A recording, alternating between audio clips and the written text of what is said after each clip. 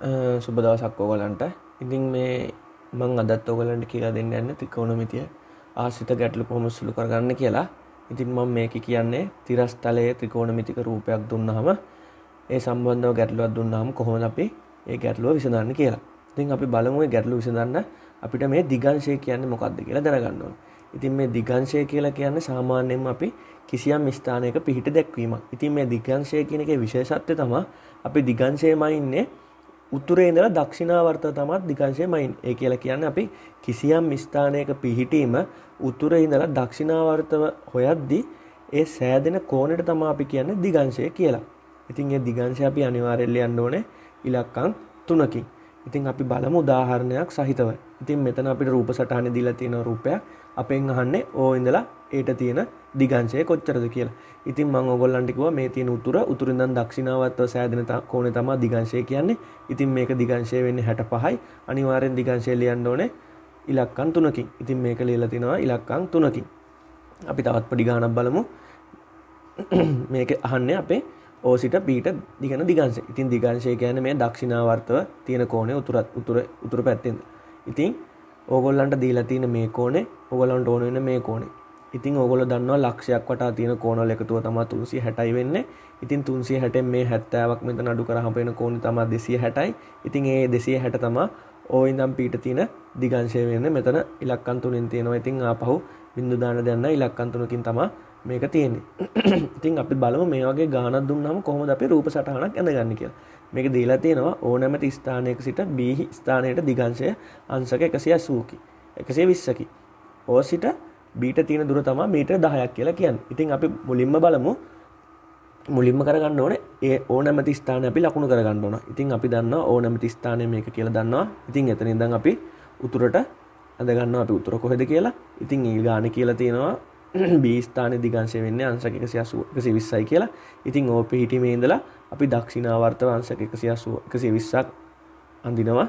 ඉතින් මේ 120 ඇඳලා පස්සේ ඒ ලක්ෂය තමයි ඒ රේඛාවේ තමයි අනිවාර්යෙන් B තියෙන්න ඕනේ. ඉතින් ඒගොල්ලෝ කියලා තියෙනවා O සිට B ට දුර මීටර 10යි කියලා. ඉතින් මීටර 10කින් තමයි මෙතන B ලක්ෂය පිහිටලා තියෙන්නේ. ඉතින් ඕගොල්ලන්ට අනිවාර්යෙන් මෙහෙම ගානක් දුන්නාම රූප සටහනක් ඇඳගෙන කරන එක ලේසි. අනිවාර්යෙන් ඕගොල්ලන්ට රූප සටහනක් අඳින්න වෙනවා. අඳින්න කියලා දෙනවා. ඉතින් අපි බලමු තව ගැටලුවක්. ඉතින් මෙතන අපිට රූප සටහනේ දීලා තියෙනවා මෙහෙම රූපයක්. ඉතින් අපෙන් අහන්නේ O සිට M හි දිගංශය.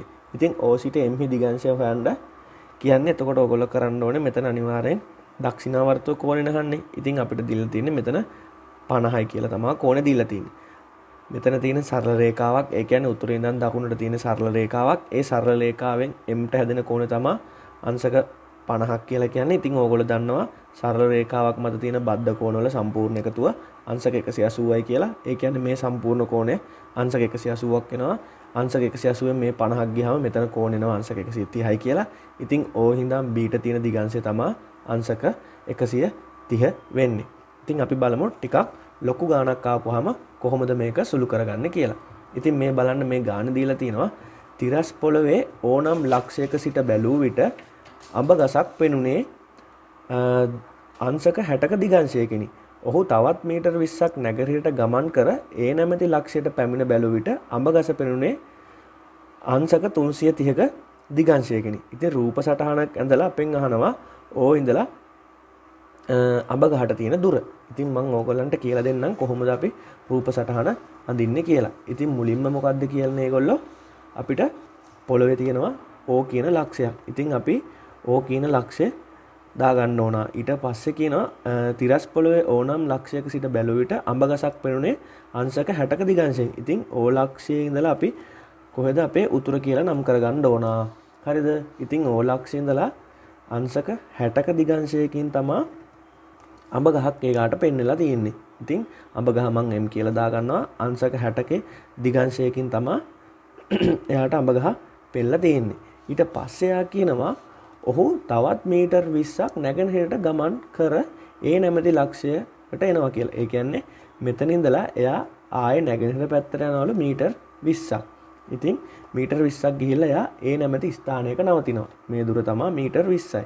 ඉතින් ඊට පස්සේ ආයෙ කියනවා ඒ නැමැති ලක්ෂයේ පැමිණ බැලුව විට අඹ ගස පෙනුනේ 330ක දිගංශයකින්. ඉතින් ඒ ඉඳලා ආයා දිගංශය බයිනවලු. ඉතින් දිගංශය මනිද්දී ඕගොල්ලෝ දන්නවා උතුරු ඉඳලා දක්ෂිණාවර්තව තමයි මනින්න ඕනේ. ඉතින් උතුරු ඉඳලා දක්ෂිණාවර්තව අංශක 330ක් බැලුවහම තමයි යාට අඹ ගහ මේ විදියට පෙනිලා තියෙන්නේ. ඉතින් ඕගොල්ලෝ මේ විදියට අනිවාර්යෙන් රූප සටහන අඳ ගන්න ඕන. ඉතින් අඳගත්තට පස්සේ එයා අහන්නේ මේ O ඉඳලා Mට තියෙන දුර.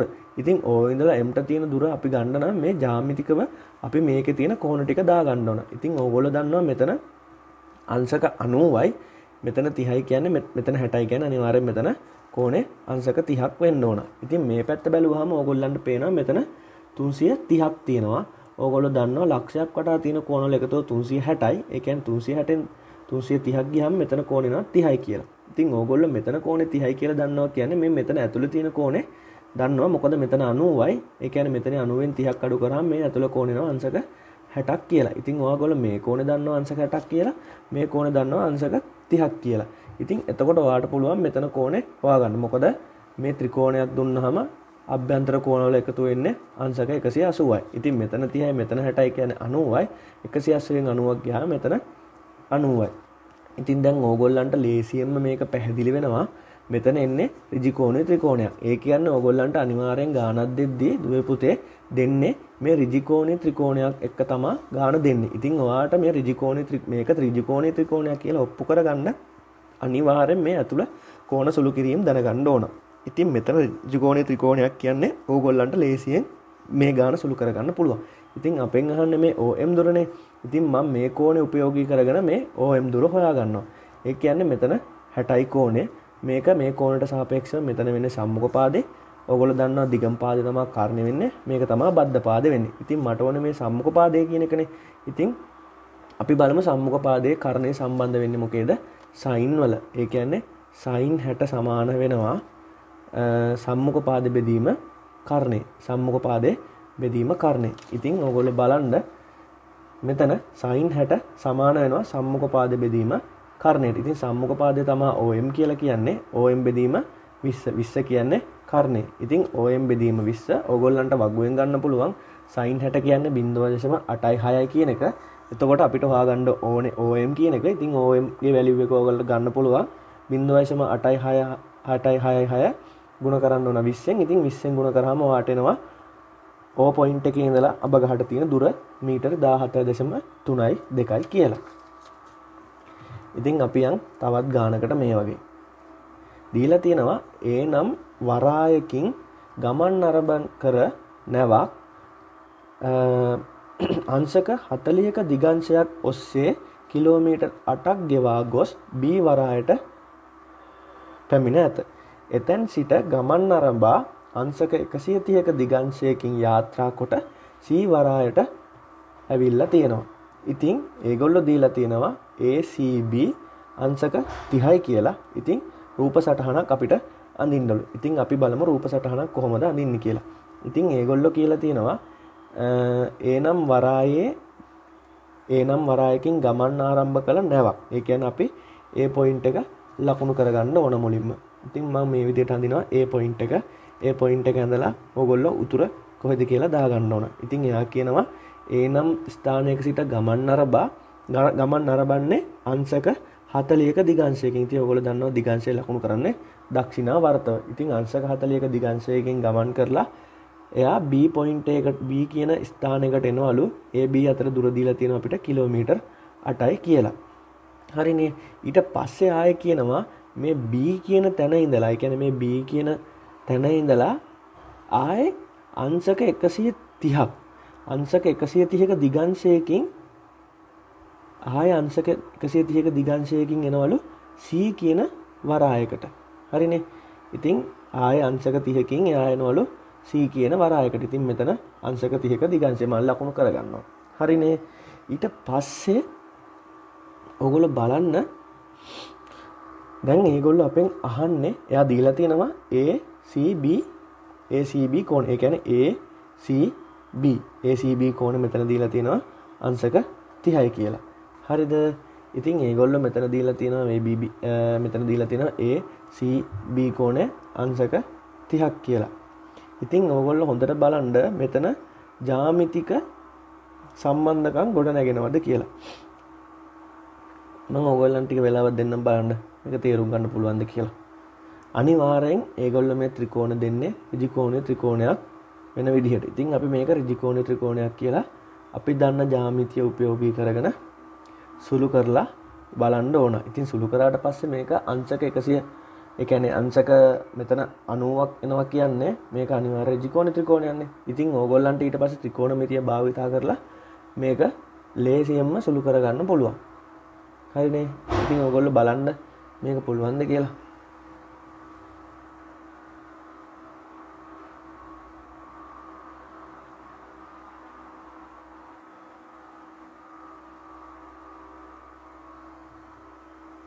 හරි දරුවනේ. ඉතින් මං කියලා දෙන්නම් මේක ගන්නෙ කොහොමද කියලා. ඉතින් බලන්න මෙතන අපිට සම්බන්ධතාවයක් හදාගන්න පුළුවන්.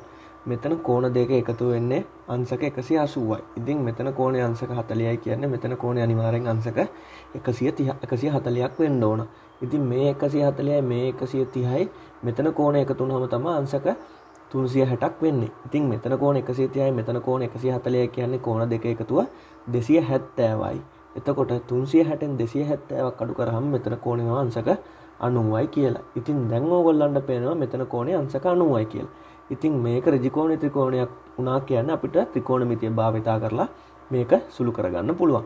ඉතින් එයා අපෙන් අහන්නේ A ඉඳලා C ට තියෙන දුර. ඉතින් අපි මෙතන කෝණේ දන්නවා, මෙතන AB ගේ දුර දන්නවා. ඉතින් මේ C කෝණයට අනුව මේක සම්මුඛ පාදය, මේක වෙන්නේ කර්ණය. ඉතින් සම්මුඛ පාදයයි කර්ණය සම්බන්ධ කරගෙන අපිට මේක sin 30 දාලා හදාගන්න පුළුවන්. මොකද මෙතන කෝණේ sin, මෙතන කෝණේ 30යි.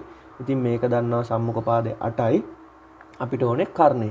ඉතින් sin 30 සමාන වෙනවා සම්මුඛ පාදයේ බෙදීම කර්ණයට. ඉතින් සම්මුඛ පාදය 8යි. එතකොට අපිට හොයාගන්න ඕනේ කර්ණය. කර්ණය කියන්නේ AC. හරිනේ. ඉතින් ඕගොල්ලන්ට ත්‍රිකෝණමිතික මේ වගුව භාවිතා කරලා ගන්න පුළුවන් sin 30ගේ sin 30 කියන්නේ භාගයයි. ඉතින් අපිට AC කියන දුර මේක සුළු කරාම එනවා කිලෝමීටර වලින් කිලෝමීටර් 16යි කියලා. අනිවාර්යෙන් ඕගොල්ලෝ මේ ඒකකයේ දාන්න අමතක කරන්න එපා. අපි යන් තවත් ගැටලුවකට. උතුරු දකුණු දිශාව පිහිටි ඍජු මාර්ගයක දකුණේ සිට උතුරට ගමන් කරන මිනිසෙකුට මාර්ගයේ ඒ නැමැති ලක්ෂයේ වෙල්යායක සවිකර ඇති පඹයෙකු අංශක 50ක දිගංශයකින් පෙනේ. ඔහු තවත් මීටර් 12ක් උතුරට ගමන් කර B නැමැති ලක්ෂයේදී පඹයා දිස්වනුයේ අංශක 140ක දිගංශයකින්. ඉතින් මේකෙන් අහනවා A සිට පඹයාට ඇති දුර. ඉතින් අපි මුලින්ම මේකට රූප සටහනක් ඇඳගමු. හරිද? ඉතින් මේ ගානෙන් කියන්නේ අපිට උතුරේ ඉඳලා දකුණට මෙහෙම, ඒ කියන්නේ උතුර දකුණට මෙහෙම රේඛාවක් තියෙනවලු. හරිද? ඉතින් ඒ රේඛාවේ මිනිසෙක් ඒ ස්ථානයේ ඉඳලා අපි මේ ස්ථානය කියලා ලකුණු කරගත්තානේ ඒ ස්ථානේ. ඉතින් මේ ඒ ස්ථානේ ඉඳලා වෙල්යායක සවි කරලා තියෙන පඹයක් පේනවලු අංශක 50ක දිගංශයකින්. ඉතින් ඕගොල්ලෝ දන්නවා අංශක 50ක දිගංශය ලකුණු කරන්නේ කොහොමද කියලා. ඉතින් මම මෙතන මේ ඉන්නේ පඹයක්. හරිනේ. ඊට පස්සේ සවි කර ඇති පඹයක් එයාට පේනවලු. ඊට පස්සේ එයා තවත් මීටර 12ක් ඉදිරියට ගමන් කරනවලු දකුණේ ඉඳලා උතුරට. ඉතින් මීටර 12ක් මේ විදිහට ගමන් කරලා එයා B නැමැති ස්ථානයේදී නවතිනවා. ඉතින් නැවතිලා එයා B ස්ථානයේ ඉඳලා පඹයා දෙයා බලද්දී එයාට පඹයව පේන්නේ අංශක 140ක දිගන්තයකින්ලු. හරිනේ. ඉතින් එයාට පඹය පේන්නේ අංශක 140ක දිගංශයෙන්. ඉතින් අපෙන් අහනවා A සිට පඹයාට ඇති දුර. ඉතින් අපෙන් අහන්නේ මේ A සිට පඹයාට තියෙන දුර. හරිනේ. ඉතින් ඕගොල්ලෝ මේක කරන්න ඕනේ බලන්න ඕන මෙතන අපිට හදා ගන්න පුළුවන් ක්‍රමයක් තියෙනවා. ඒ කියන්නේ මෙතන කෝණ කොහොමද අපි ගලපන්නේ කියලා අපි හොයාගන්නවා. ඉතින් මේක නම් ලේසියෙන් ඔයගලන්ට බලපු ගමන් පේනවා මේක ඍජු කෝණී ත්‍රිකෝණයක් කියලා. මම කියලා දෙන්නම් කොහොමද ඒක ගත්තේ කියලා. ඉතින් මෙතන දීලා තියෙනවා සරල රේඛාවක කෝණවල එකතු වෙන්නේ අංශක 180යි. මෙතන අංශක 140යි කියන්නේ මේ කෝණේ අංශක 40ක් වෙන්න ඕන. ඉතින් මේ කෝණේ අංශක 40යි මේ කෝණේ අංශක 50යි කියන්නේ 90යි. අභ්‍යන්තර කෝණ එකතු වෙන්න ඕන අංශක 180යි. 180න් 90ක් ගියාම මෙතන අංශක 90යි. ඉතින් ඕගොල්ලන්ට මෙතන ඍජු කෝණී ත්‍රිකෝණයක් දැනටමත් ඇවිල්ලා තියෙනවා. ඉතින් අපෙන් අහන්නේ ඒ සිට පඹයාට ඇති දුර. ඉතින් ඒ සිට පඹයාට ඇති දුර අපි හොයනවා නම් අපි බලමු අපෙන් අහන්නේ මේ දුරනේ. ඉතින් මේකේ අපෙන් අහන්නේ මේ දුර. ඉතින් මේකේ තියෙන දිගම පාදේ තමයි මේක වෙන්නේ. ඒ කියන්නේ කර්ණය. ඉතින් මේක තමයි කර්ණය, මේක තමයි බද්ධ පාදේ, මේක තමයි සම්මුඛ පාදේ වෙන්නේ. මෙන්න මේ කෝණයට අනුව. ඉතින් අපි මේ සම්මුඛ පාදේ තමයි අපිට ඕනේ. කර්ණය අපිට දීලා තියෙනවා 12යි කියලා. ඒ කියන්නේ අපි sin පාවිච්චි කරනවා. sin 40 සමාන වෙනවා සම්මුඛ පාදේ බෙදීම කර්ණයට. හරිනේ. ඉතින් මේ විදිහට sin 40 සමාන වෙනවා සම්මුඛ පාදේ බෙදීම කර්ණයට. ඉතින් සම්මුඛ පාදේ වෙන්නේ සම්මුඛ පාද තමයි අපි හොයන්න ඕනේ. ඉතින් ඕගොල්ලෝ ජ්‍යාමිතික ඕගොල්ලොන්ට ත්‍රිකෝණමිතිය වග භාවිතා කරලා හොයාගන්න පුළුවන් sin 40 කියන්නේ මොකක්ද කියලා. sin 40 කියන්නේ 0.64යි. ඉතින් ඕගොල්ලන්ට ඒකෙන් මේ x value එක හොයාගන්න පුළුවන්. මම x කියලා value එක ගත්තේ මේ a ඉඳලා පඹයට තියෙන දුර. ඉතින් a සිට පඹයට තියෙන දුර ඕගොල්ලන්ට මේ විදිහට ගන්න පුළුවන්. හරිනේ. ඉතින් අපි තවත් සුළු කිරීමකට යන්. මේකේ බලන්න ප්‍රදර්ශන භූමියක ඕනම් ප්‍රධාන වේදිකාවේ සිට මීටර් 50ක දුරින් ඒ කතුරු ඔන්චිල්ලාවක් අංශක 60ක දිගංශයකින්ද B පැල අලවිසලක් අංශක 330ක දිගංශයකින්ද පිහිටා ඇත. B සිට A හි දිගංශය අංශක 130කි. ඉතින් මේගොල්ලෝ කියන රූප සටහනක් ඇඳලා අපිට ගන්නලු අලවිසලේ ඉඳලා කතුරු ඔන්චිල්ලාවට තියෙන දුර. ඉතින් රූප සටහනක් අදිද්දී මම ඕගොල්ලන්ට කියලා දුන්නා මුලින්ම කරන්න ඕනේ. දැන් ඒගොල්ලෝ දීලා තියෙනවා මෙතන O කියන්නේ මොකක්ද කියලා. O කියන්නේ ප්‍රධාන වේදිකාව. ඉතින් මේ ප්‍රධාන වේදිකාවෙන් මම උතුර ලකුණු කරගත්තා. ඉතින් ප්‍රධාන වේදිකාවෙන් ඉඳලා එයා කියනවා මීටර් 50ක් දුරින් අංශක 60ක දිගංශයකින් තමයි ඒ කියන කතුරු ඔන්චිල්ලාව තියෙන්නේ. ඉතින් උතුර ලකුණු කරගත්තා අංශක 60කින් මීටර් 50කින් තමයි ඒ කියන කතුරු ඔන්චිල්ලාව තියෙන්නේ. ඉතින් මම ඒක ලකුණු කරගත්තා. ඊට පස්සේ කියනවා B අලවිසල තියෙන්නේ මෙතන O ලක්ෂයේ ඉඳලා අංශක 360ක දිගංශයකින් කියලා. ඉතින් අංශක 360ක දිගංශයකින් තමයි B වෙළඳසැල තියෙන්නේ. ඉතින් මම ඒ B වෙළඳසැලත් මෙහෙම නම් කරගත්තා. ඉතින් ඊට පස්සේ ඔයාලා මේ අපෙන් අහන්නේ මෙයා දැන් මේ තියෙන්නේ B නේ. මෙයා අහන්නේ කතුරු ඔන්චිල්ලාවේ සිට පැල අලවිසලට දුර. ඒ කියන්නේ මෙයා අහන්නේ A සිට B ගේ දුර. ඒ කියන්නේ A සිට B ගේ දුර. හරිනේ. ඉතින් මෙයා තව දත්තයක් දීලා තිනවා B සිට A හි දිගංශය. ඒ කියලා කියන්නේ මෙයා තව දත්තයක් දීලා තිනවා මේ B තියෙනවනේ. මේ B ඉඳලා Aට තියෙන දිගංශය. ඒ කියන්නේ B ඉඳලා Aට තියෙන දිගංශය 110යි කියලා දීලා තියෙනවා. ඉතින් ඕගොල්ලෝ දුන්නාම මෙහෙම ගානක් මුලින්ම මේ රූප සටහන ඇඳ ගන්න ඕන මේ විදිහට. හරිනේ. ඊට පස්සේ අපි බලන්න ඕන ජ්‍යාමිතිය මේ කෝණ ඇතුළ බලලා අපි මේ කෝණ දා ගන්න ඕන, කෝණ පුරව ගන්න ඕන. මම කලිනුත් කිව්වා වගේ අනිවාර්යෙන් මෙතන එන්න ඕන ඍජු කෝණේ ත්‍රිකෝණයක්. ඉතින් ඍජු කෝණේ ත්‍රිකෝණය එන විදිහට තමයි ඕගොල්ලන්ට ගාන දෙන්නේ. ඉතින් අපි මෙතන ඍජු කෝණේ ත්‍රිකෝණයක් හැදෙන විදිහට මේ ගාන හදා ගන්න ඕන. ඉතින් මෙතන ඕගොල්ලන්ට දීලා තියෙනවා අංශක 330යි කියලා. ඕගොල්ලෝ දන්නවා සම්පූර්ණ ලක්ෂයක් වටා තියෙන කෝණ එකතුව අංශක 360යි. ඉතින් මේක 330යි කියන්නේ මෙතන කෝණේ අනිවාර්යෙන් වෙන්න ඕන 30යි. ඉතින් මෙතන කෝණේ 30යි කියන්නේ ඕගොල්ලන්ට මෙතන පේනවා මේ Z හැඩය අකුරු. ඉතින් ඕගොල්ලෝ දන්නවා ඒකාන්තර කෝණ. ඉතින් මෙතන 30යි කියන්නේ මෙතන අනිවාර්යෙන් අංශක 30ක් වෙන්න ඕන. ඉතින් ඕගොල්ලන්ට පේනවා මෙතන 30යි කියන්නේ මෙතන 110යි කියන්නේ මෙතන කෝණ හොයාගන්න පුළුවන්. මොකද මේ සරල රේඛාවක් තියෙන මේ සරල රේඛාවේ සම්පූර්ණ කෝණවල එකතු වෙන්නේ අංශක 180යි. මෙතන අංශක 110යි. මෙතන 30යි කියන්නේ අංශක 140යි. අනිවාර්යෙන් මෙතන කෝණය වෙන්න ඕනේ අංශක 40යි. ඒ කියන්නේ OBA කෝණය අංශක 40යි. හරිනේ. ඉතින් ඕගොල්ලන්ට මම හිතනවා දැන් මේක තේරෙන්න ඇති මෙතන කෝණය අංශක 40යි කියලා. හරින. ඉතින් දැනටමත් ඕගොල්ලන්ට පේනවා මෙතන කෝණය අංශක 90යි කියලා.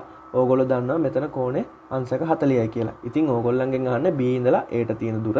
ඕගොල්ලෝ දන්නවා O ඉඳලා Aට තියෙන දුර. ඉතින් මේ කෝණයට සාපේක්ෂව මේක තමයි සම්මුඛ පාදේ වෙන්නේ.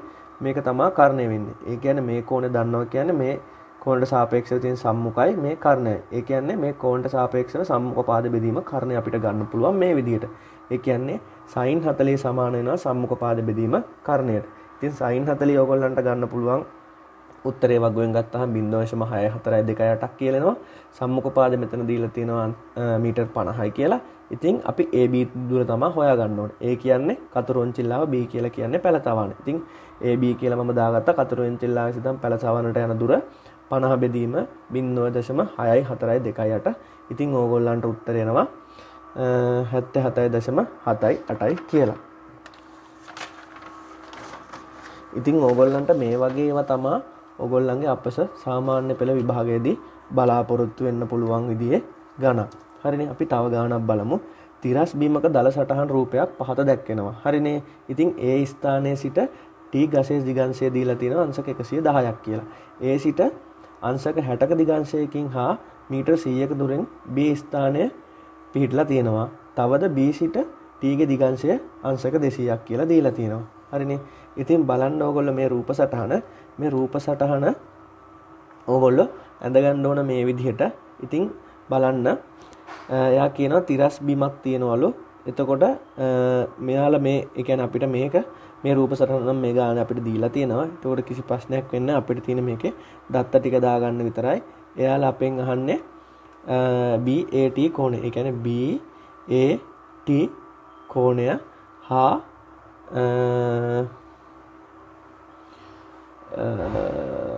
BAT කෝණය හොයාගන්න ඕන. එතකොට BAT කෝණය හොයාගන්න ඕන. අනිත් එක තමයි ABT කෝණය. ABT කෝණය අපෙන් අහනවා. ඉතින් අපි මුලින්ම කරගන්න ඕනේ මේ දත්ත ටික මේකට දාගන්න ඕන. හරිනේ. ඉතින් මේක තමයි A ස්ථානය. A ස්ථානයේ ඉඳලා T ට තියෙන දිගංශය අපිට දීලා තියෙනවා අංශක 110යි කියලා. ඉතින් මෙතන අංශක 110යි. ඊට පස්සේ කියලා තියෙනවා A සිට අංශක 60ක දිගංශයකින් තමයි තියෙන්නේ B කියන ස්ථානේ. එතකොට AB අතර දුර දීලා තියෙනවා අපිට මීටර් 100යි කියලා. ඊට පස්සේ අපිට තව කියලා තියෙනවා B ඉඳලා T ට තියෙන දිගංශය අංශක 200යි කියලා. ඉතින් ඕගොල්ලන්ට මේ විදිහට මේක ඇඳ ගන්න පුළුවන්. හරිනේ. ඉතින් ඕගොල්ලෝ බලන්න මෙතන දීලා තියෙනවා B සිට T ට දිගංශය. හරිනේ. B සිට T ට දිගංශය දීලා තියෙනවා අංශක 200යි කියලා. ඉතින් ඕගොල්ලන්ට පේනවා මේ තියෙන්නේ සරල රේඛාවක්. මේ සරල රේඛාවේ ඕගොල්ලෝ දන්නවා කෝණය අංශක 180යි. ඉතින් 200න් අංශක 180ක් ගියහම මෙතන එන උත්තරය අංශක 20යි කියලා ඕගොල්ලෝ දන්නවා. හරිද? ඊට අමතරව ඕගොල්ලන්ට පේනවා මෙතන ඒකාන්තර කෝණය ගෙලක් තියෙනවා. ඒ කියන්නේ මේකයි මෙන්න මේකයි. ඒ කියන්නේ මෙන්න මෙතන තියෙන කෝණෙයි මෙතන තියෙන කෝණෙයි. ඒ කියන්නේ මෙතන ඉසෙඩ් අකුර හැඩයක් තියෙන ඕගොල්ලන්ට පේනවනේ. ඉතින් මෙතන තියෙන කෝණය මේ තියෙන සම්පූර්ණ කෝණය මේ තියෙන සම්පූර්ණ කෝණය සමානයි. ඒ කියන්නේ මෙතන 60 නම් මේ සම්පූර්ණ කෝණය වෙන්නේ 60ක්. ඉතින් මේ සම්පූර්ණ කෝණයම 60යි කියන්නේ මෙතන අපි දන්නවා මෙතන කෝණය 20යි කියලා. ඉතින් මෙතන කෝණය ගන්න පුළුවන් අපිට 40යි කියලා. ඉතින් ඒ අනුව අපිට ගන්න පුළුවන් ABT කෝණය අංශක 40යි කියලා උත්තරේ. ඉතින් මම මේ විදිහට උත්තරය අරන් තියෙනවා. ඉතින් ඊළඟට බලමු අපි BAT කෝණය ගන්නෙ කොහොමද කියලා. ඉතින් BAT කෝණය ගන්න නම් කිසිම ප්‍රශ්නයක් නැහැ.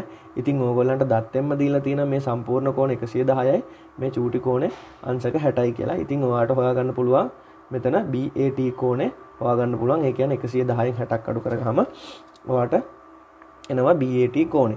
හරිනේ.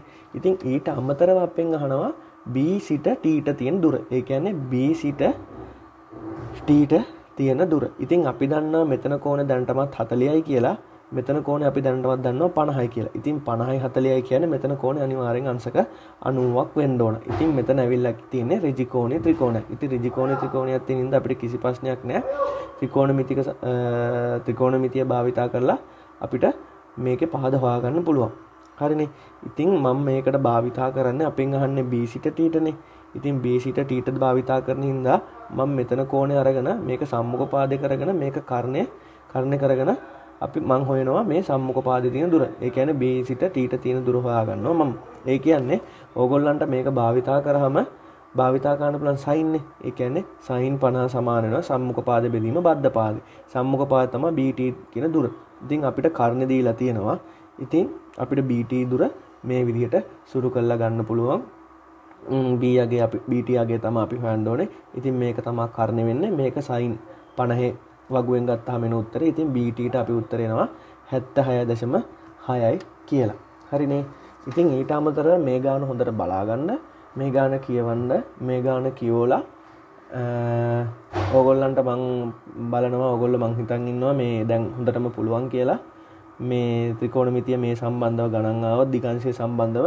ඉතින් මේ ගාන හදන්න නැගෙනහිර බටහිර රේඛාවේ සිට ඍජු මාර්ගයක A හා B යන එක්තරා මීටර් 30ක දුරින් පිහිට ඇති ස්ථාන දෙකකි. A සිට අංශක 122ක දිගංශයකින් විදුලි කම්බි කණුවක් දිස්වන අතර B සිට එය දිස්වනුයේ අංශක 212ක දිගංශයකින්. ඉතින් රූප සටහනක් ඇඳලා මට A සිට L ට දුර හොයලා දෙන්න. ඉතින් මම හිතනවා ඔයගොල්ලන්ට මේ දිගංශය සම්බන්ධ ගැටලු දැන් කිසිම ප්‍රශ්නයක් නැතුව විසඳ ගන්න පුළුවන්. මම මේ වෙනකන් ත්‍රිකෝණමිතිය පාඩම් 3ක්, ඒ කියන්නේ කොටස් 3ක් ඔයගොල්ලන්ට කියලා දුන්නා.